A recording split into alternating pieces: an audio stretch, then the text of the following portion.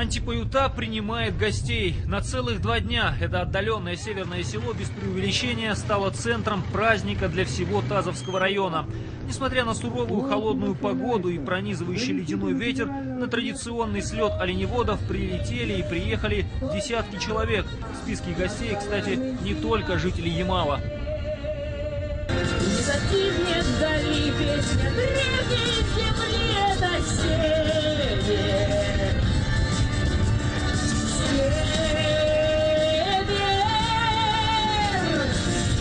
Это настоящий север, где метели морозы и добрые людские сердца. Песни о суровом северном крае в исполнении известных артистов Елены Лаптендер и Василия Худи создают на слете особую дружескую атмосферу и, кажется, объединяют совершенно разных людей. Ветер то и дело задувает микрофон, но на хорошее настроение артистов и зрителей это, похоже, никак не влияет.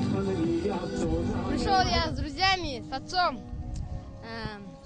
Настроение супер, погода так, нормально немножко. День оленевода — это праздник моих дедушек, отца, братьев.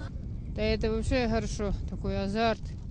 Народ собирается с родственниками, мы вообще год не видимся, мы же в тундре. А так родня вся подъедет в этот день.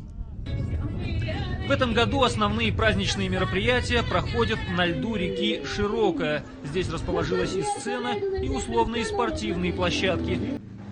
У нас много, конечно, вопросов каждодневных, когда нам надо решать вопросы, как сохранить оленей, как нам выходить на рыбалку, чтобы у нас не было проблем и хватало бы обеспечить наши семьи. Все эти вопросы есть.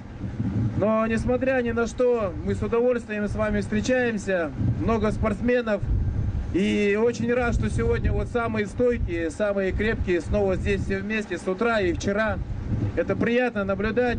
На холодном Ямале, на полярном Урале, если вы не бывали, приезжайте скорее. Вы не бойтесь метели, вас морозы согреют, очень теплые души северных людей. Пока приезжие артисты разогревают и без того теплые души северных людей песнями, на соседних площадках кипят жаркие спортивные страсти. Готовы?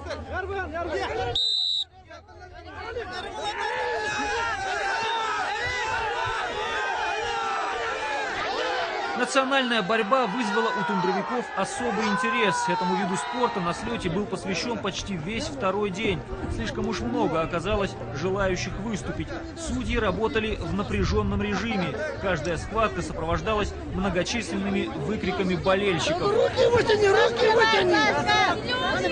Еще раз бросок! Вот, это грязно, нет, это не пойдет, это не борьба. Кроме национальной борьбы, в программе соревнований были также метание тензяна на хорей, перетягивание палки, прыжки через нарты, бег на лыжах, бег с палкой. А одним из самых зрелищных видов спорта стали гонки на оленьих упряжках. В них приняли участие и мужчины, и женщины.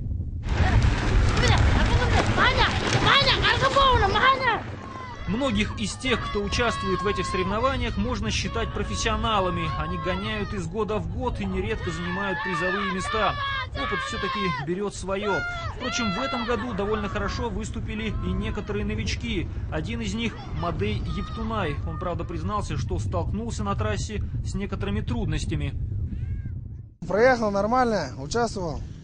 Там дорога, хотя не так уж чищенная. Ну, сугробы там. И еще флажки мешаются. Вот. Еще одна проблема с флажками. Вот бежит олень, да. И на флажо, вот видите, трясется там, да, флажки. И вот от этого они пугаются и идут друг на друга. Другой спортсмен, Веньямин Ептунай, накануне уже успел попробовать свои силы в метании тензяна на хорей и перетягивании палки. А сегодня вот приехал на оленьи гонки. Я приехал со своими 2 младшими братьями, участвовал, проехал свой круг, пройдено отлично. Под конец уже дорога была помятая, олени уже практически не бежали. Сколько у упряжки было оленей? Вот 5 стоит. 5 оленей? Да. Кто болел за вас? Все мои родные, сестры, братья, родственники, все друзья.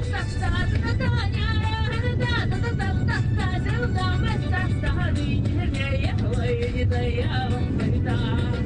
Пока на льду замерзшей реки проходят спортивные и культурные мероприятия, такие как, например, конкурс семей, конкурс национальной одежды и другие, в здании антипаютинского совхоза, а также в местной администрации кипит работа. Там специалисты районных департаментов и ведомств ведут прием тундрового населения. Вам надо подойти к вашему вот тут специалисту, который наш военный, Олег Мерсовоевич, чтобы он вас записал, в какой район, где вы послаете, чтобы в последующем как бы вас уже имели в виду. В этом кабинете тундровикам выдают товарно-материальные ценности. Здесь же можно подать заявление на горюче-смазочные материалы и получить средства связи, спутниковые телефоны с сим-картами. Входит в них инструкция на русском, немецком и хантыйском языках. То есть подробная инструкция, как пользоваться спутниковым телефоном. Человек должен постоянно быть на связи, чтобы не только мы с ним связались, а в случае экстренной ситуации мы могли выйти на человека. То есть у нас номера телефонов сохранены. За счет средств округа для Тазовского района было закуплено 140 спутниковых телефонов. 42 из них предназначены для жителей антипаютинской тундры. Чтобы своевременно обеспечить тундровиков всем необходимым, специалисты из райцентра прилетели в Антипаюту за 2 дня до начала слета оленеводов. Принимали людей заявления на горюче-смазочные материалы для мини-электростанций, производили выдачу спутниковых телефонов и сим-карт.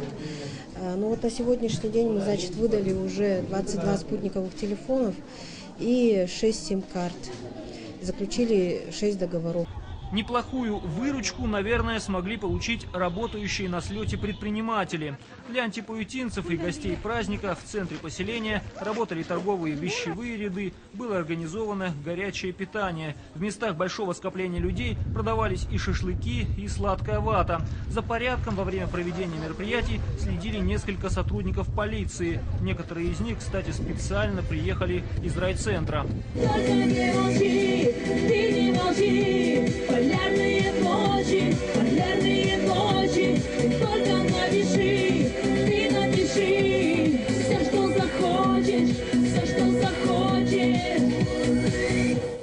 По традиции, слет оленеводов закончился награждением самых достойных спортсменов и самых достойных работников сельскохозяйственной отрасли. И, как отметили некоторые гости Антипаюты, 2 ярких праздничных дня пролетели почти незаметно.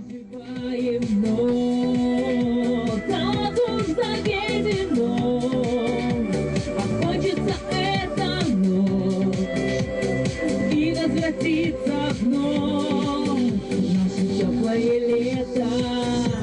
И только